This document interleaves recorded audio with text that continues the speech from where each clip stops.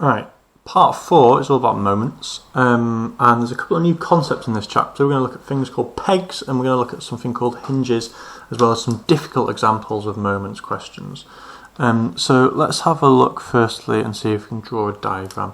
So we've got a rod of 10 metres that rests with the end on rough horizontal ground, and it rests against a smooth peg at C, and it's in a limiting equilibrium angle of 15 degrees to the horizontal. So ground, rod, peg. So pegs are always drawn as circles, and all a peg is it's a little point for it to rest on, which is going to give it a reaction force. And the reaction force for the peg is always perpendicular to the object, to the direction the object's going. Okay, so that's pegs. And what else has it told us? It's told us that this is A. It's told us that this is B. It's told us that it's a length 10 metres and it's uniform with a mass of 40 kilograms. So that means it's got a weight, it's in the middle, which is going to be 40 G, acting straight down. This is point C, the peg. It's on a rough horizontal ground, which means there's going to be some friction. So the frictional force, if you think about which way this would want to move, if you put it on a smooth peg, what's going to happen? Well, it's going to slide this way, it's going to slide down, isn't it? Right, the rod is going to slide and it's going to move there until it's on the floor. So if we've got some friction, that friction will be opposing that, so it'll be stopping the sliding this way, so the friction will be coming this way, which will of course be mu r, because it's in limiting equilibrium, right, that word limiting equilibrium, and of course the r that we're talking about is the reaction force, and that will always be perpendicular to the ground. Okay, and I think that's everything. I've missed my angle, so this angle here is 15 degrees, which will make this one, because of my right angle triangle, 75 degrees. Okay, so that's my diagram with everything going on.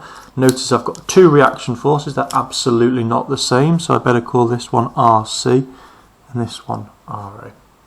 Much better. And of course I've not marked in my length, so I better do that as well. Right, it's going to be a moment question, so this is uniform, so it means the weight's in the middle. So it's a 10 metre pole. So halfway is 5, and then this is 8 AC. So this is 5, then 3, and then 2 on my lengths. Right, I think we're ready to do something. So let's reiterate again what we can do with our moments questions. We can resolve. So we can resolve.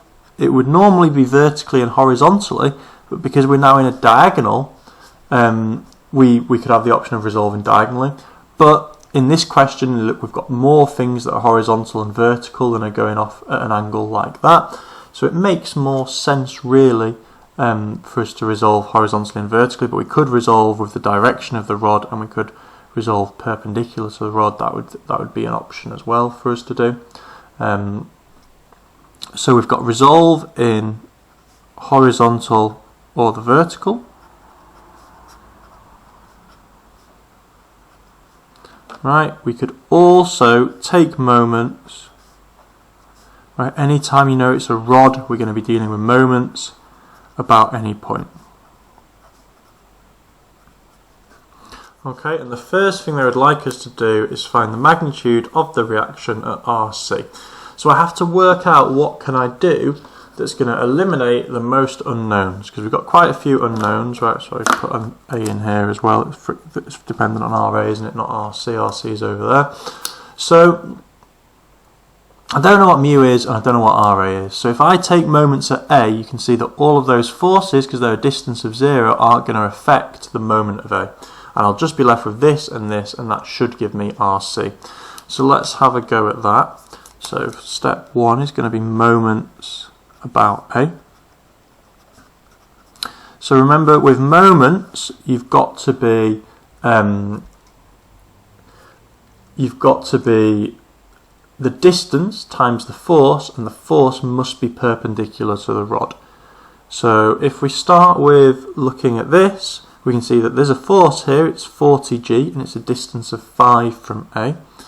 So there's a 5 times 40g, but it's not perpendicular to the rod, it's at an angle of 75 degrees to the rod.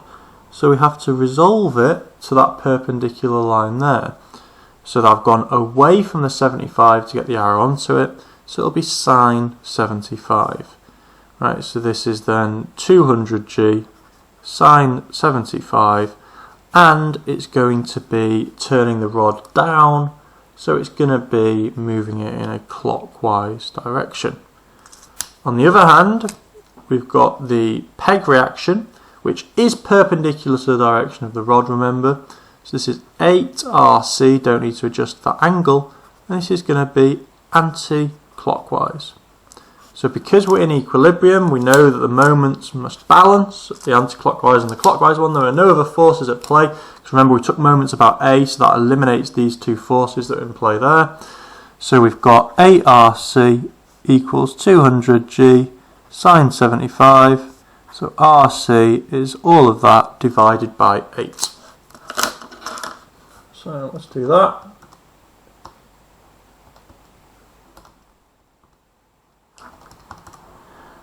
237 newtons to 3 significant figures.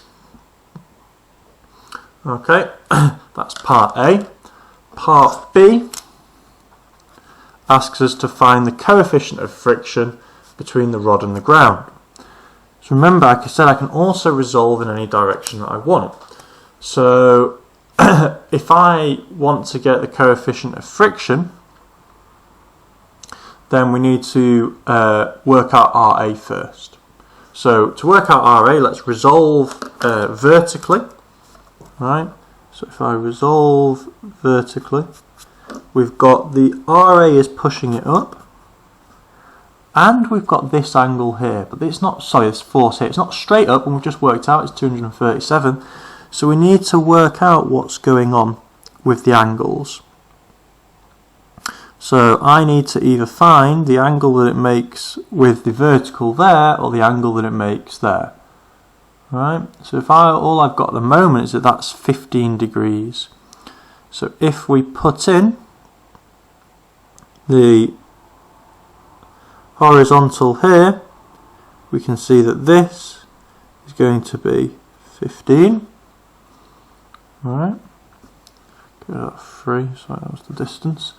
So this is 15 here, but that's not good enough. I need the angle from the horizontal, because the horizontal is where we're not resolving, to the vertical. In fact, it's probably going to be easy to get that one, isn't it? So what we can actually see is that relationship, because that's perpendicular, that's a 90, this is also going to be 15 degrees.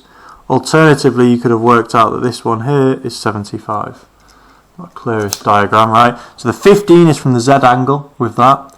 Then you've got the fact that these two must be 90, the 15 and the 75, because it's perpendicular to the rod. And then to the vertical, that will be 15 again. So I can either use, remember I'm looking at the angle to go through to get to the vertical, or to go away from, but then that angle would have to be with the horizontal because I'm resolving vertically. So I think in this situation where there is some confusion about angles and what's going on, and we've got something below the horizontal, it's easier to look at how far it is to the actual place you want to go. Then that saves any confusion, right? So there's 15 degrees to the vertical, so it's got to be RC times cos 15. And they're the ones going up, and there's only one going down. It's a straight down, which is 40g. So RA is going to be equal to 40g minus, and we know that RC is 237. So RA is equal to, pop that into our calculator, use the full accuracy of that 237 from earlier. And this is 163 newtons to 3 significant figures. Okay, so then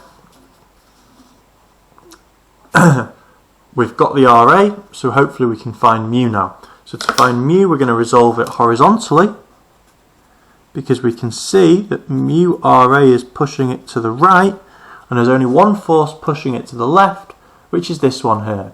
And we can see that to get from that reaction force to the horizontal is 75 degrees. So it's RC times cos 75. And we know RA and RC, we know that RA is 163. So when we divide by RA, and we know that RC is 237, we get this. And again, I should use the full accuracy on my calculator. So 236.6518274. That's what 237 really is.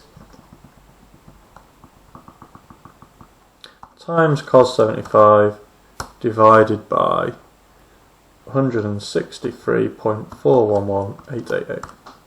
This gives me a coefficient of friction of 0.375 to 3 significant figures. Okay, so it's tricky. The main idea is the peg, right? The peg is perpendicular to the rod, the reaction force.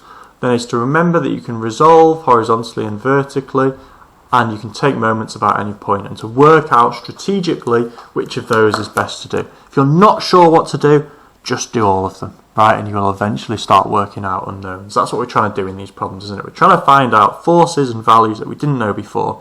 So any equation you can write down to help you is going to get you going with it.